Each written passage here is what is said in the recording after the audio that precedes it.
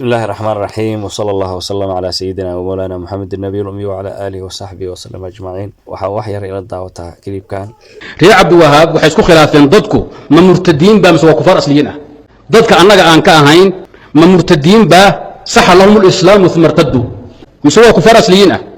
nada faanteen baro male ka akhriya laba qowl bay kaleeyeen Sheikh Mohammed Ibrahim mufti dar Saudi سابقا وشيخ مشايخ السعوديه ودنبا kitaabkiisa sharxu ka shubahaad akhriya Riya Abdul Wahhab waxay isku khilaafeen dadku ma murtadiin ba mise waa kufaar asliyiin ah dadka annaga aan ka ahayn ma murtadiin ba saxa lahum al-islam thumma irtaddu mise waa kufaar asliyiin ah nada faanteen baro male ka akhriya laba qowl bay kaleeyeen ragooda hore waa weynaa waxay dhaw waa kufaar asliyiin ah kuwa dumar waxay yiraahdeen waa murtadiin Hamid Nasir iyo jamaa waxay dhaw waa kufaar asliyiin ah waxa la qaba Sancaani baa la qaba kitaabkiisa تطهير محاها يشاق الاعتقاد عن الالحاد كفر يا لفتركيس مثلا نوع عاصر السوها يدب بدن ويه وحان ربا وذاك ميزان كثرت انا ثارته علماء ائمه علماء وين لا صاروا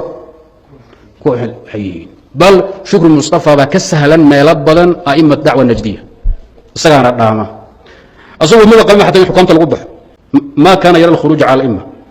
ما قبل الا جهاد الله دغالما الى اود لهلو oo hubkan u dhamaado sawaariiqdan waxaan way dhamaan bur ay soo hadho seef iyo bud iyo waran leelo walaal marka wacyigiisa taqaafiga iyo siyaasiska liitu ah laakiin aqoonta diinada way fiicnay abxaad marka akhriid waxay ka soo guuriyeen waa in mutamakkina fi masaa'il kufr wal iimaan kulligood uu kaga fiican yahay mid waxaan arkay naqdin ku naqday inuu yiri iimaanku wuxuu ka kooban yahay qowl iyo amal iyo i'tiqaad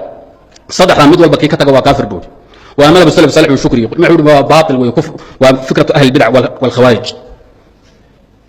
يعني باشا يان جوال اسكو وردينه دليرنا واتين وقتنا ولا هيستان ادونكنا هذا وسائل الاجتماعيه وسائل التواصل كي وسائل التعليم ودن بو يباهده waxbarta masaa'ilka baara yaa niman dan leh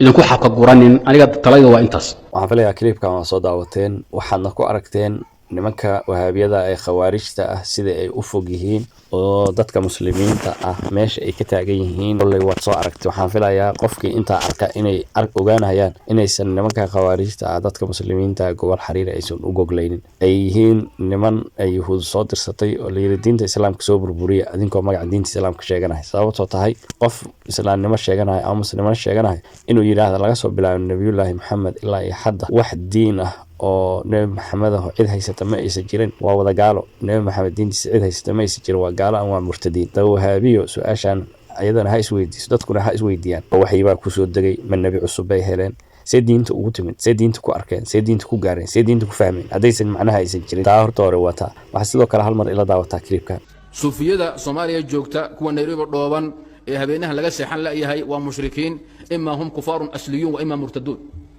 hawsha hal ogaado laguma daba tukan karo haday dhintaan qabri islaan lagu xabaali maayo gowracooda waa bakti gabdhahooda waxa la aaminsan lama guursan karo waa mushrikaat hatta yu'minna billah hawsha aad loo aamino clipkan ninkan ka warramay nimanka wahaabiyada ah iyo hadalkiisu sida isu leeyihiin ma aragta waa isku hadal waa isku ujeedo waa isku dan inta waxa weey hadmudiin bismidiin diinta islaamka ila burburiyo magaca islaamka lagu burburiyo culimada Soomaaliyeed ee diinta dadka soo gaarsiiyay dhamaantood wuxuu leeyahay waa gaalo waa mushrikiin quburaha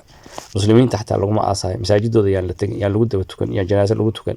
hadaba diinta uu sheeganayo cid bartay yaa waxiiba ugu yimid ma shaydaan baa u sheegay yaa wax baray cid wax bartay waa culimadaane ma gaalo wax ka bartay Soomaaliyeed aqligaagu ha shaqeeyo dadka aan idin sheegayno waa dadka noocaas waxa ay yihiin waka marka maanta kadib yaan lagu sirin cimaamad